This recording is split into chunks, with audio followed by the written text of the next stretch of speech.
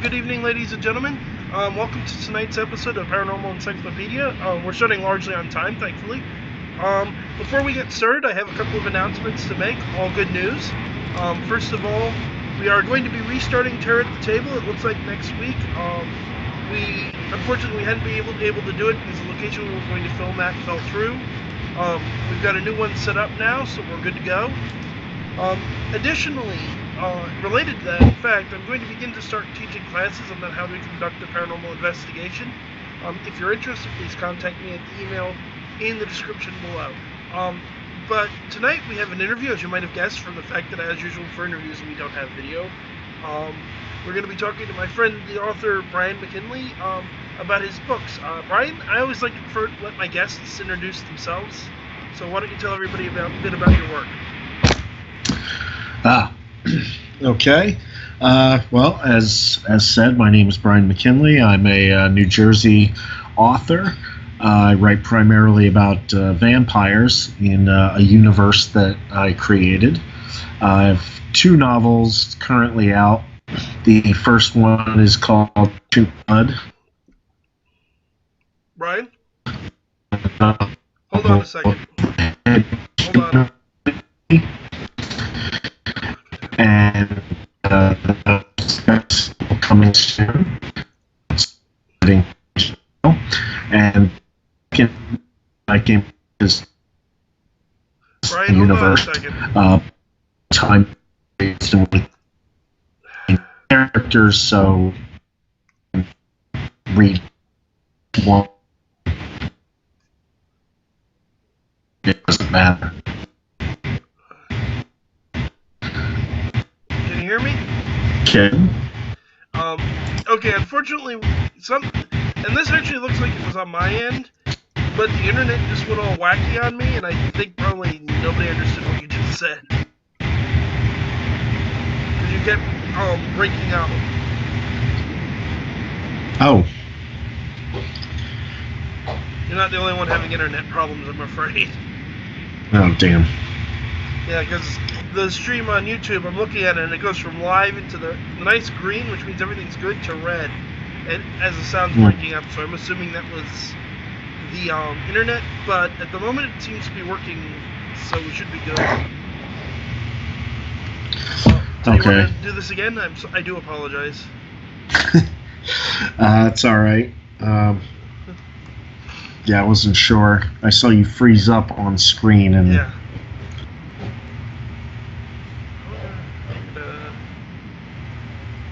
Okay, so again, if you would take it from the top. Oh, dang. You there? Sorry, you're breaking up. Oh, now I'm breaking up.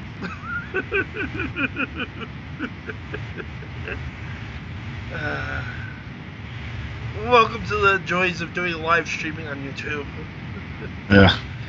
Yeah, we probably should have just gotten together and recorded this. Well, I'm thinking at this point we give it a little bit more of a go and see if things work themselves out as they often do. If it becomes unworkable, then yeah, we'll just get together and film it in person. Alright. So you want to try and introduce yourself one more time? Sure. Hi, my name is Brian McKinley. I'm a local New Jersey author. Write primarily vampire thrillers. The first of which is called Ancient Blood, a novel of the hegemony, and it's the first in its series. Going to have a sequel to that out shortly. The second is called Drawing Dead, which is the first Phelan O'Connor novel.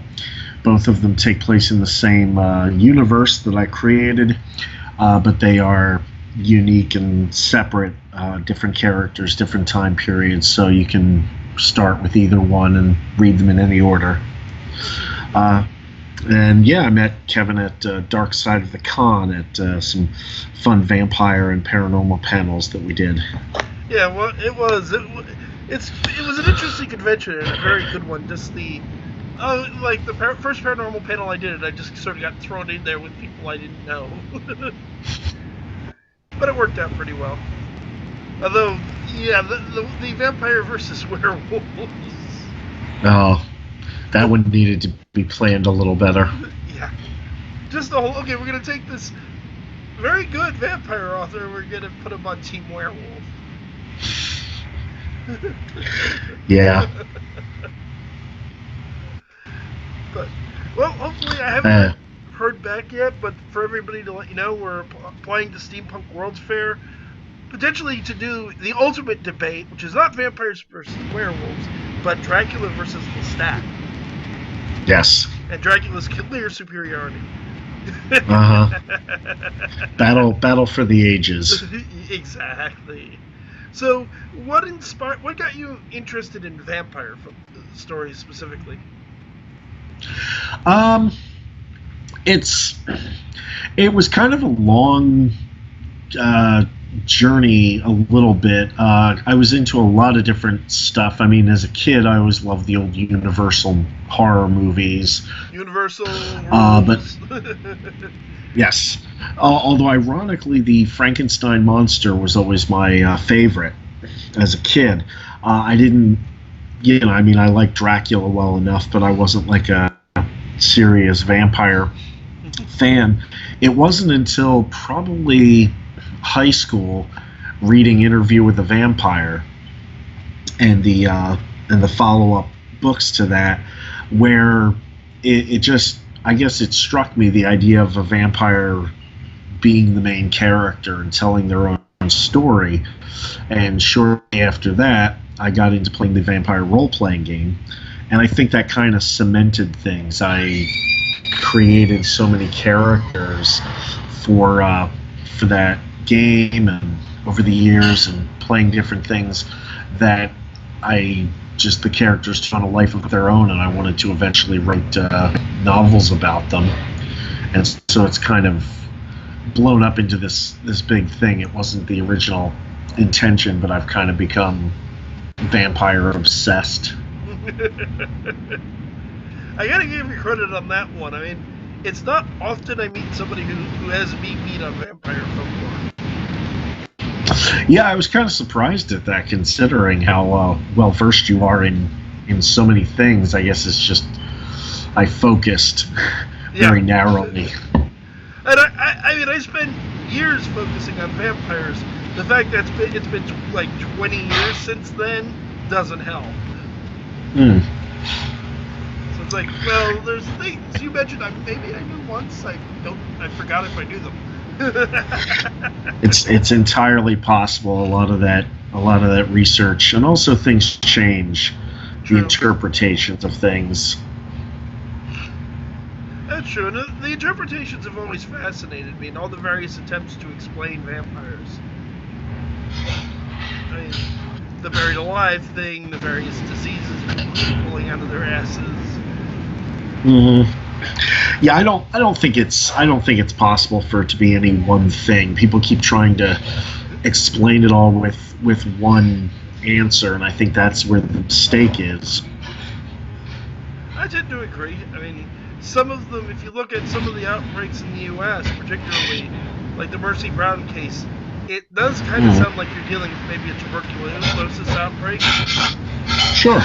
And there's other ones in Europe that you can probably tie to various contagious diseases. But in a broader sense, every single case going back literally thousands of years seems a little hard to believe. Yeah, no, I think it's a matter of it's a combination of events. I mean, there's the vampire legends and the beliefs have always been around. So when these outbreaks or these diseases manifest, people take it and they would shoehorn it in and say, oh, well, look, there's proof. there's evidence for these vampire beliefs that we already had. It's not that like Porphyria and such created the idea of vampirism. It's that it just seemed to fit in with what was already thought about and believed. It's just like, witchcraft. Anytime somebody suffered bad luck, they could choose to blame it on witchcraft and start looking for a scapegoat. And a lot of times that's what would happen. Actually, my co-host has, and I tend to agree with him, a very interesting theory with witch trials. That not the Salem ones, because we know exactly what caused those. But Oh yeah, I remember. Yeah, the European ones. Yeah, it was very much a scapegoat kind of thing. But basically, it may have related to a brief ice age that we in fact know happened during the late Middle Ages. Yeah, I remember reading about that. Okay, so on a related note, I think, to the scientific explanations of vampirism, the ones in your book, I mean, the main ones in your book, the vampire with the Y, are somewhat scientific. Yeah, that was a conscious decision that I made early on. I started thinking about, okay, if I was going to build my own vampires from the ground up, the qualities that I wanted them to have. And as I did research, I guess I just wanted there to be some sort of a scientific plausibility to them. I wanted them to feel like something that could exist in the world that we know, and that, because that's sort of the conceit with my books is the idea that this is all really happening and that it's really out there. And so it was kind of like, well, I can't have vampires that do things that are plainly impossible.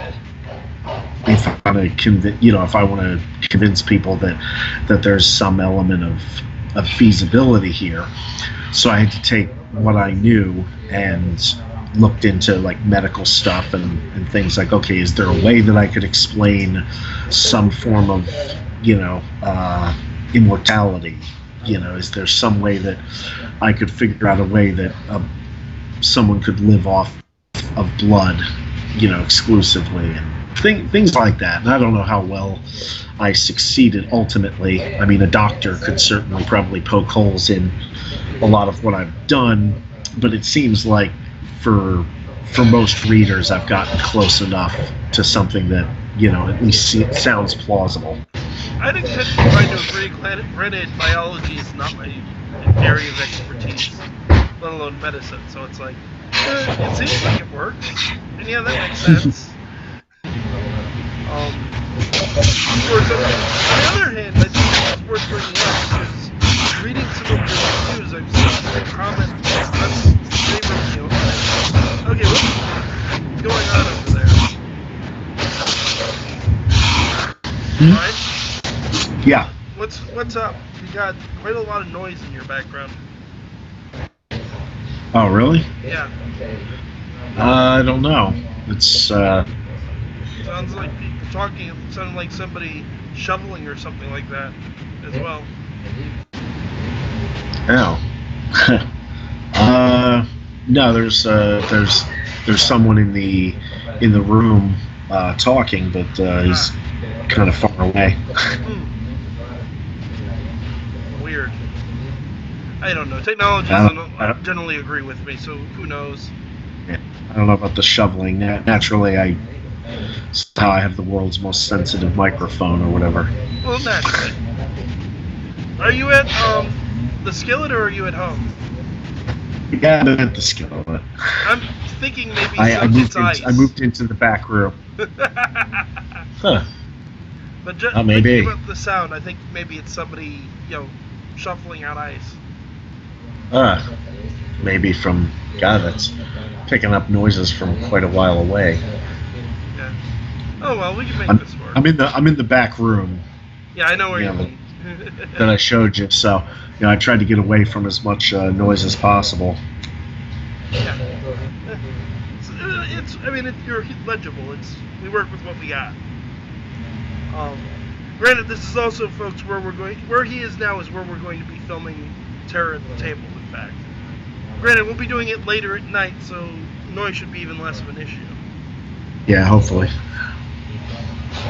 Think positively. Hope for the best. We'll figure it out. Yeah. But no, I was going to say, the thing with your story, with your books that I happen to like, and I find it funny, I've seen some reviews that didn't pick up on this, is you have your main vampires, which are scientific, but they're not, only creatures you're talking about out there. Right. You want to, without getting, I don't want, obviously we don't want to spoil anything, because people should go and read the books because they're good books. But you want to talk a little bit about your shed? Yeah, that was basically kind of an attempt on my part to have it both ways. As it were, like, there were elements of the vampire myth and legend that I really like and that I really wanted to be able to use, that my scientific vampires just couldn't accommodate. So pretty much what I did was I compromised, and I said, all right, well, I'm going to have my normal, my scientifically based sort of vampires do their thing, but I'm also going to acknowledge all the folklore that has come before in the different areas of the world, and not try to invalidate that by saying that many of those things did in fact exist. They just got wiped out over time by this more aggressive species of vampire that could kind of control its population. They could reproduce as they chose to. They could select people, and that gave them sort of an evolutionary advantage over the groups that sort of happened by random chance in a lot of cases, the mystical elements. So I kind of just used that, and it kind of became a metaphor for Western imperialism in general, which is kind of a big theme in the hegemony. So yeah, the Shen were basically, I liked the idea of the hungry ghosts and the spirit type vampires, something that was a little less corporeal, a little less easy to explain. But even then, I did a bunch of research, and I wanted to try to make them seem somewhat coherent and operate by a set of rules. So, in my notes, I have all kinds of stuff about quantum physics and so forth to explain how and why they are and do what they do. But for the characters, they're sort of a mystery. Yeah, that's the advantage of quantum physics. It's like, if all else fails, quantum physics did it. Yep. Yeah, good old what they like to call pseudoscience. I've seen a lot of articles, mostly dealing with science fiction, though, yeah. But they rail against the use of quantum physics to kind of justify any sort of hocus pocus. I guess I'm as guilty of that as anybody. To a point, but in fairness, quantum physics does justify a lot of hocus pocus. Hopefully, yeah. I mean, if you observe, the act of observing something changes it. Yeah. Yeah, that still doesn't entirely make sense to me, but I'm not a scientist, so I don't understand how does it know? Well, like how does it know it's being observed? How does it know that to suddenly freeze in place unless, like I was saying to you at one point, unless there is some sort of physical element of human consciousness that interacts with the world around us that we're not, in a way that we're not aware of, maybe only on a quantum level, but that would seem to make the case for the idea that there's more to consciousness than just something that sits in our heads and vanishes into nothing. Which obviously I would agree with. Although the one argument I've seen made for the observation thing, at least on the quantum level, is there is a logical component of it. So if you want to take the classic example, which is an electron, and you can't know the location and the speed of an electron at the same time. When you know one, you change the other. The one explanation I've seen of it was to be able to measure an electron in any way, you have to interact with it in some way. One of the simpler ways is, okay, you're going to fire a photon at it. Well, the photon is much bigger than the electron, because electrons are incredibly small part of, by using whatever it is you are to measuring, you're physically moving. But more recently, it's like, yeah, it seems like it's even weirder than that. That makes sense, but it seems like it's weirder than that. It does. It's kind of like, from a logical standpoint, it sounds as if, like, well, in order to determine where the moon is, we're going to throw the Earth at it, and if it moves, then we know where it is. It's like, what?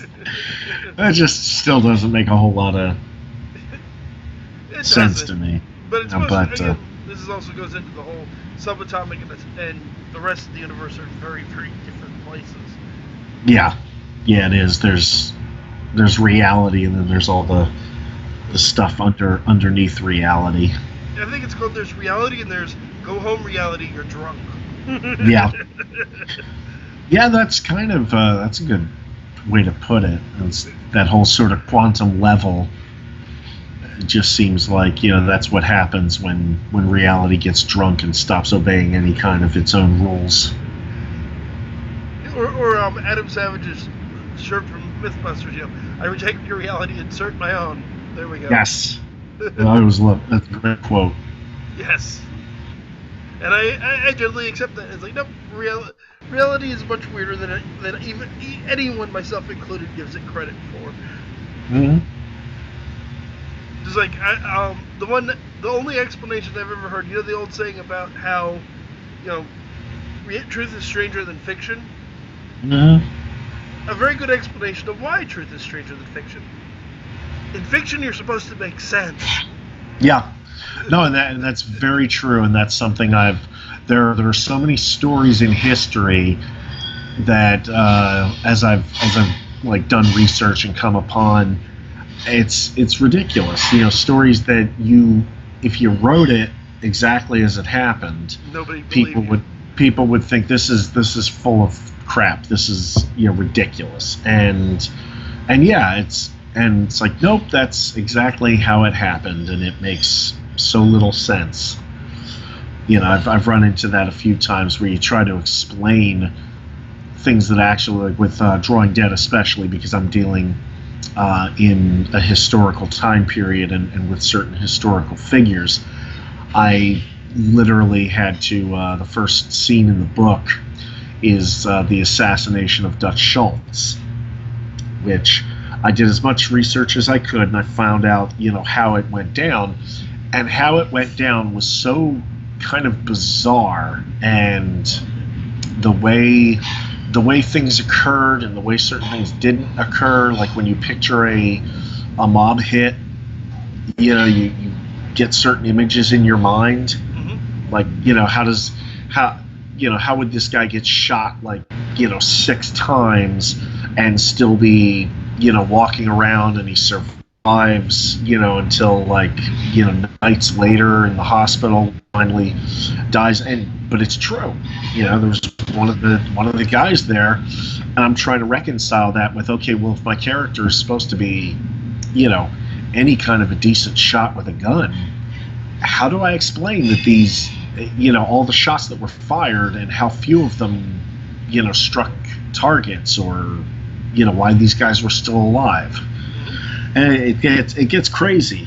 And so you find yourself having to invent problems and stuff to try to explain why history played out the way it did. Yeah, I'm just thinking of the Lincoln assassination. Shot point blank range in the back of the head, and he survived for hours. Yeah, I mean, in that case, he was shot with a Derringer, so it's not out of the realm of possibility, but it's still pretty weird. It is weird, and it's scary how many people have survived, like, a gunshot to the head.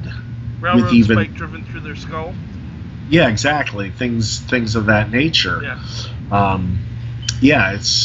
There's so many. That's why history is sometimes such a fun place, and I like to try to work my vampires in. When I learn about things that happened that were strange or bizarre, I go, okay, what's what's an explanation that could be for that? Is there a reason why?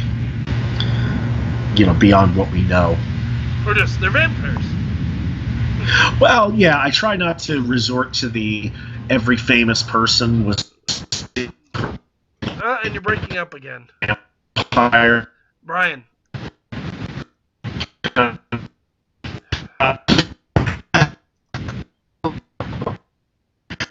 Gets old. Brian.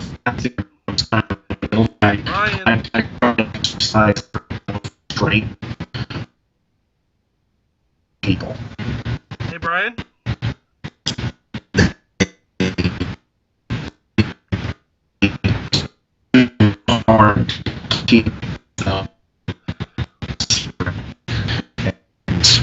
And possibly be,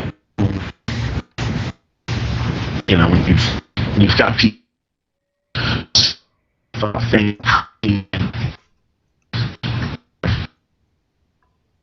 Brian? Yes. Yeah, I'm thinking at this point we're going to have to call it and do this in person, because you're breaking up like crazy again. Okay. Yeah. Maybe next week before we do the game, I'm going to be going over there anyway. Sure. We can just film it in person, and then we'll probably I think we just film it with the camera, and then we'll put it up later. Yeah. Well, that'll probably be a little more interesting to watch than. Also true. Just sound with a picture. But okay, well, I want to thank you for trying to come on. To see the internet won't cooperate with us tonight. We'll do this next week.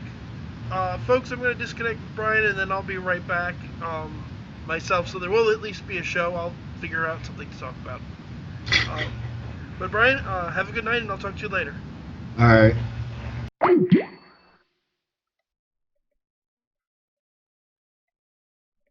Everyone, I do apologize for the situation. Internet connections are just not cooperating with us tonight. I will have Brian on next week. It'll be pre-recorded, so you won't be able to watch it live like you are now. But at least you'll get to hear from him.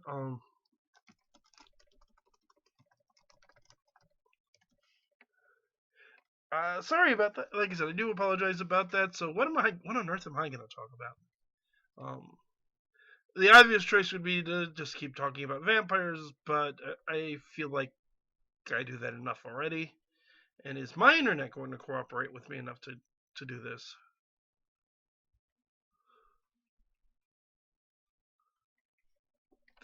Oh, bear with me.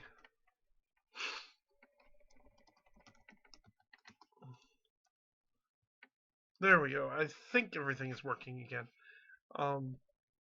So yeah, we're not. So okay, so not vampires. Where to go from there?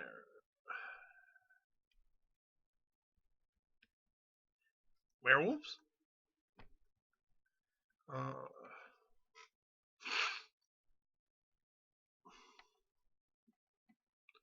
Huh.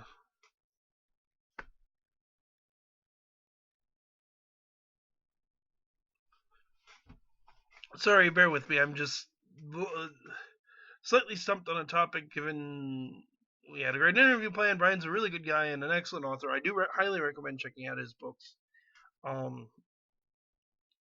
Unfortunately, just like I said, the technology is not cooperating with us this evening. So, until something better occurs to me, let me talk a little bit about what's going on right now.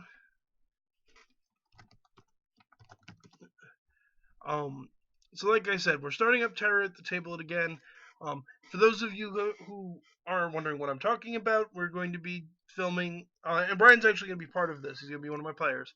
But we're going to be filming a series of horror-themed role-playing games and putting them up here on YouTube. We were doing it through a really wonderful comic book shop called Wild Pigs. Unfortunately, they've had a scheduling conflict, so we'd had to look for somewhere else to film, which we've since found. Also, we are going to wind up doing a series of once a month. I'm going to start teaching classes in ghost hunting and demonology. People are always bugging me and saying, I want to go out with you. I want to learn how to do what you do. And okay, fine, you guys can come learn. They're going to be held in New Jersey. You can contact me for details. I'll put the email in the description below. Just to give you an idea, it's going to be $20 per person per class. Mostly because I'm flat broke and I could use the money, and I'm going to be driving a bit of a way to do this. So, if you want to pay for blocks of classes at a time, I'm going to do discounts. If you want to pay for 5 classes up front, it'll be 50 instead of 100. If you want to get 10 classes, it'll be 75. It'll also, it's gonna be at a restaurant that has pretty decent food. You guys can get something to eat.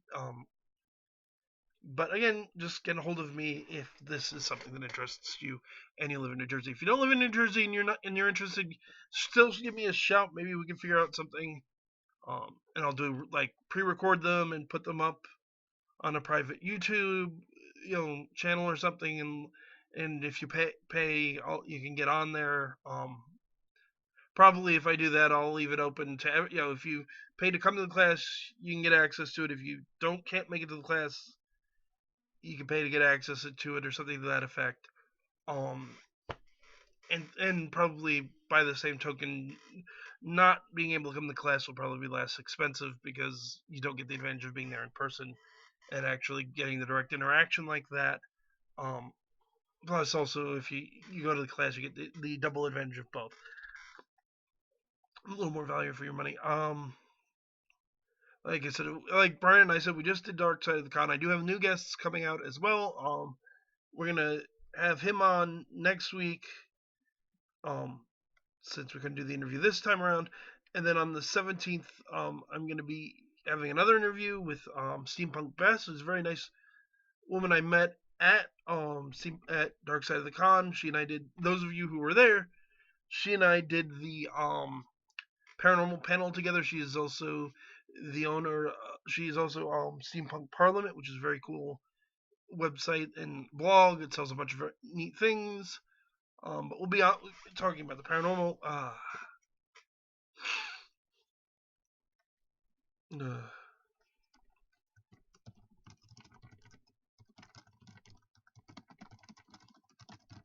still trying to think of what to talk about.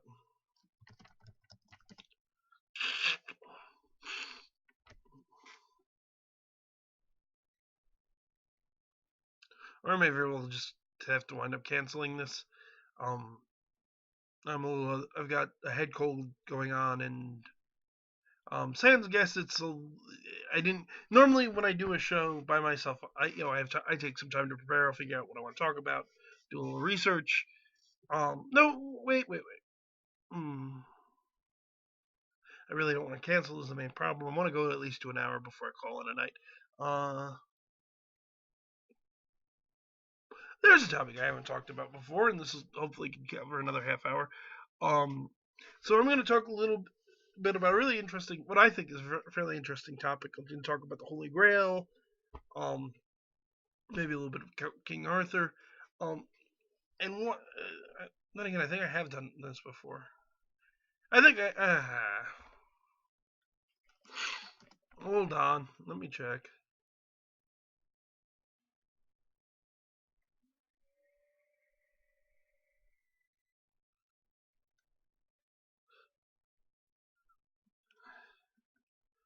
I don't know. I'm gonna go. I need something to talk about, and it's as good a topic as any. So the Grail.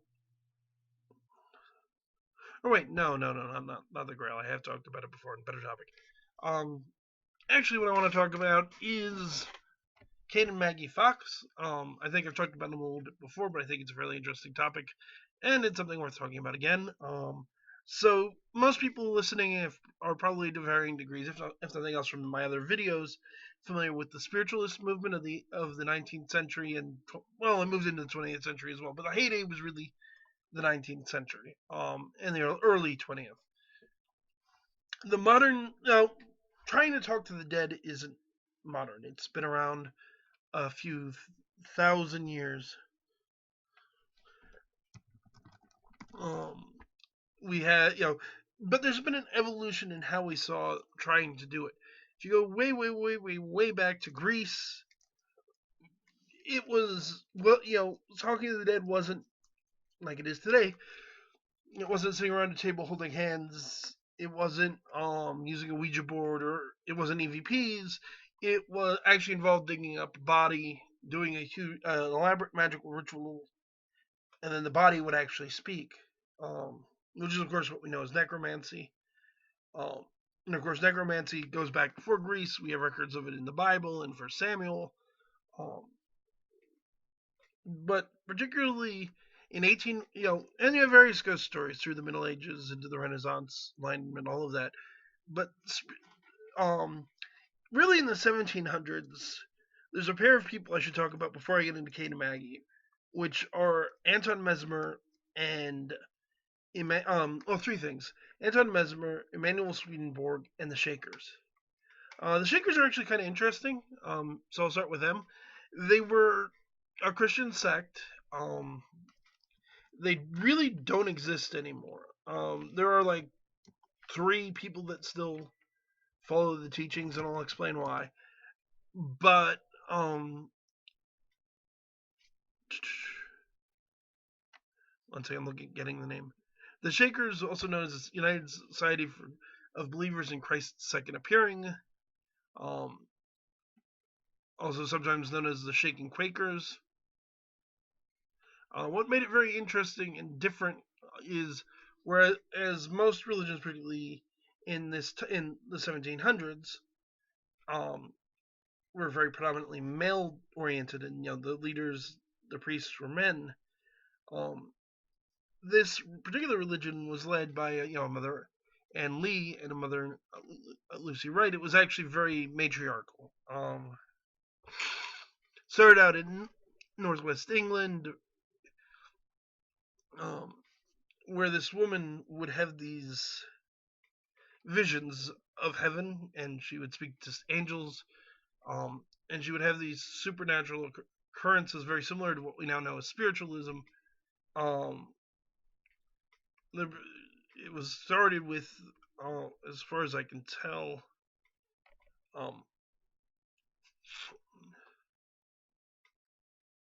Jane Wardley, who told people they needed to repent, the kingdom of God was on hand, new heaven and earth, prophesied of old is about to come, the marriage of the Lamb, the first resurrection, the New Jerusalem descended from above.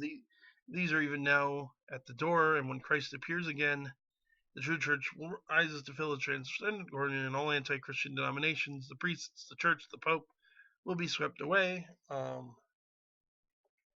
Anne Lee gets involved, also known as Mother Lee, or Mother Anne, and she claims to have a number of revelations about the fall of Adam and Eve and the relationship to sex. She called on her followers to confess their sins.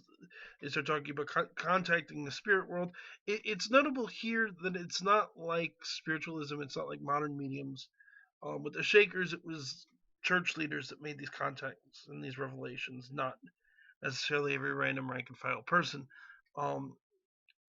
But you start to get this idea, and it's also an early example of the charismatic movement. It's interesting to comment that the reason it doesn't really exist anymore is that Shakers have a very strict rule, that they're not allowed to have any sexual relations, even within marriage. So they couldn't, they can't have children.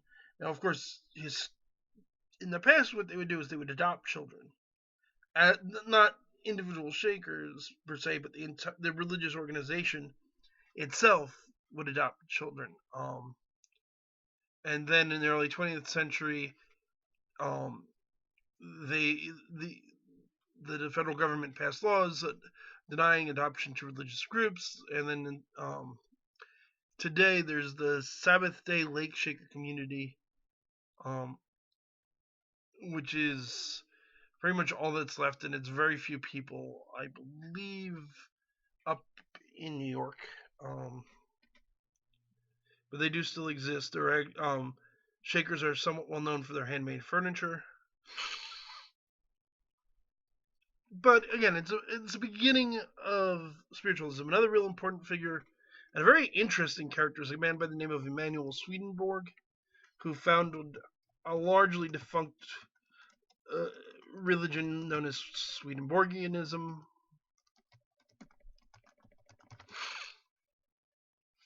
Um, but Swedenborg claimed to also have these. He was an inventor. He was a scientist. Um, then eventually he got interested in spiritual matters, having his first vision supposedly on April 6th of 1744, leading to a spiritual awakening in which he received revelation and was appointed, according to him, by Jesus to write his book, The Heavenly Doctrine to Reform Christianity. He claims to contact spirits. He actually claimed to visit both heaven and hell, and had a vision of them as not single places, but there were degrees, and you could actually move back. You could eventually leave hell to get to heaven, and things of that nature. But again, here you have this idea that he contacted spirits. That didn't mean everybody should go out and try and talk to the dead. And actually, in many ways, it's less he contacted them than they contacted him. But again, it starts to bring forward this mindset. The three people from the 18th century that really factors into the story is Anton Mesmer. Mesmer was a Frenchman who had a bunch of very odd theories about what he called animal magnetism. They believe was the cause of disease. A lot of the modern stuff you now hear about, using magnets to treat various illnesses. He was suggesting that first. He also claimed that people could exert magnetic influence over each other, which is what he meant by animal magnetism. All of which has long since been disproven and is widely considered junk science.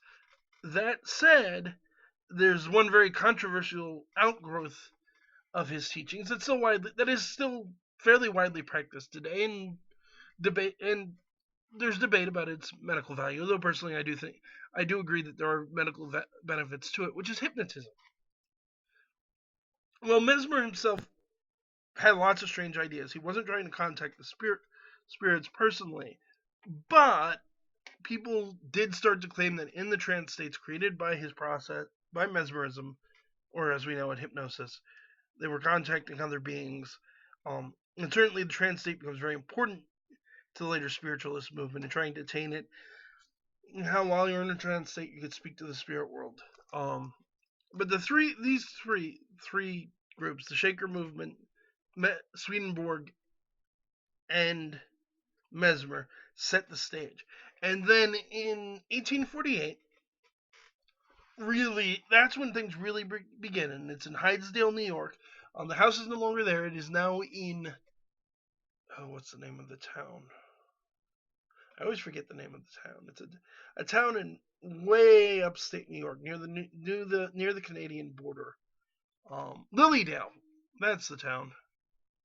Sometimes called the most psychic town in America. They moved the house there. I think I want to say 20th century.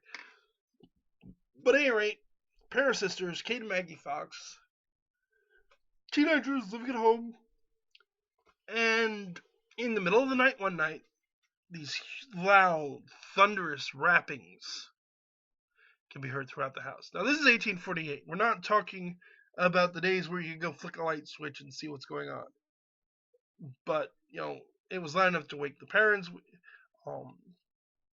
According to some reports, it was loud enough to shake people out of bed. And as time goes on, they start to talk to whatever's causing these knockings to try and get some sort of response. And they start to work out a code where 2 raps mean no and 3 raps mean yes. And they work out an alphabet, and they work out other things of that nature to speak with what eventually they claim is a spirit that identifies itself as Mr. Splitfoot. Fun fact, Splitfoot's a name for Satan. Splitfoot claims that he was a traveling peddler. In a previous owner of the farmhouse had killed him and buried him behind the wall in the basement in like a secret room. Um, Something they didn't verify in their own lifetime. We'll get into the fact that may or may not have been verified since. But this freaks the parents out. But neighbors start to come and see it. Um, various local historical figures start coming to see it, and people hear this incredible knocking. They can't find a source. Eventually, Lee Fox, the married older sister, comes home, having heard about what's going on, and she sees a marketing opportunity. And the three sisters start traveling the world and performing to sold-out auditoriums all over the planet, demonstrating these bizarre knockings that would answer questions. They were examined by doctors and scientists. Nobody could figure out what they're doing. And of course, this idea fascinated people. People started developing a following. And this is where the spiritualism movement is born.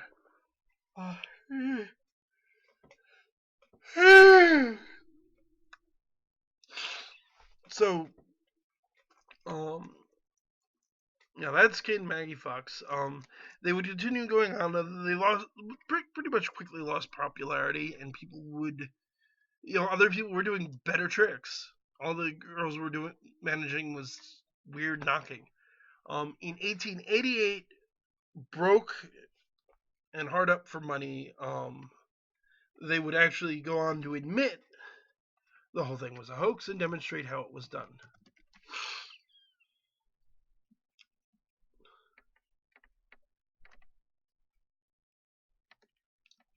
Okay,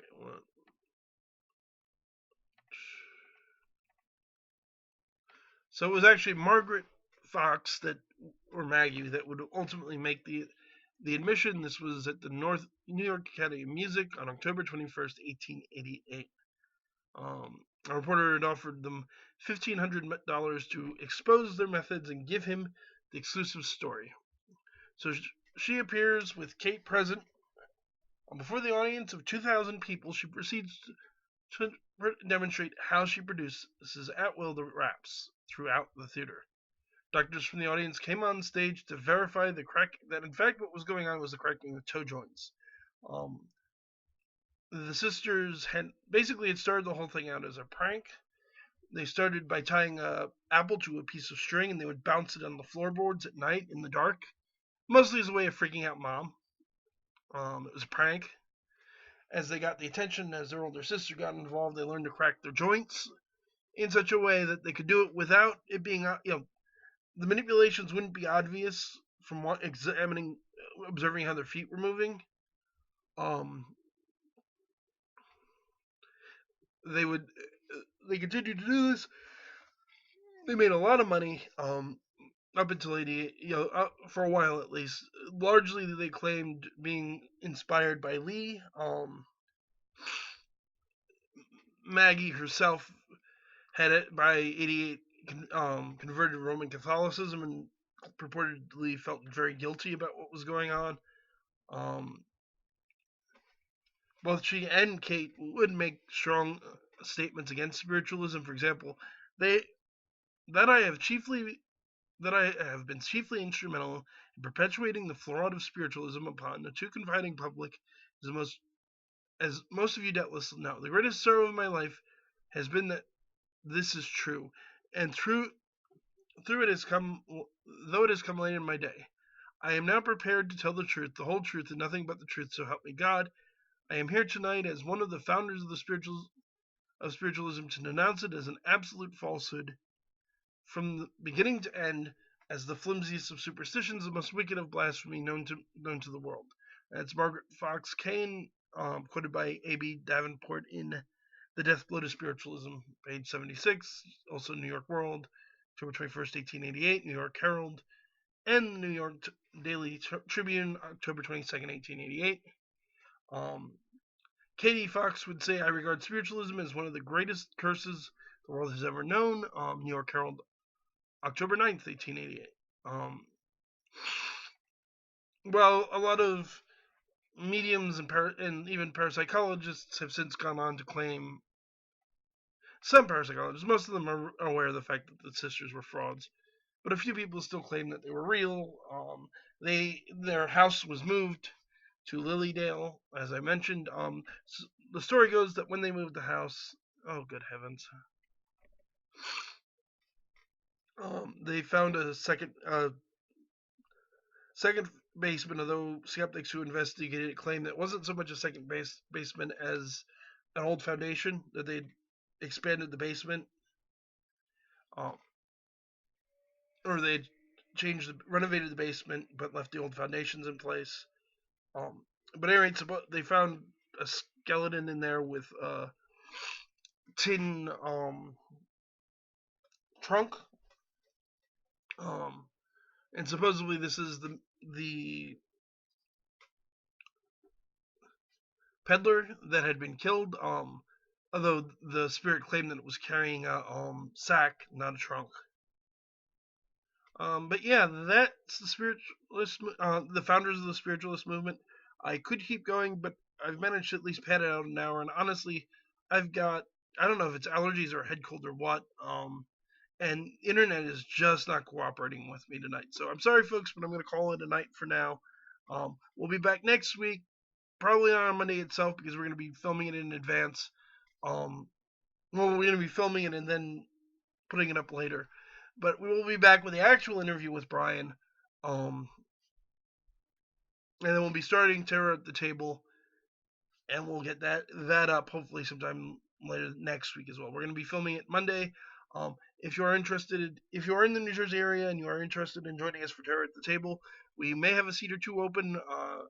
And if you want to do the classes, again, get a hold of me. The email is in the description below. But that's it for tonight. Have a good night, everybody, and I'll see you next week.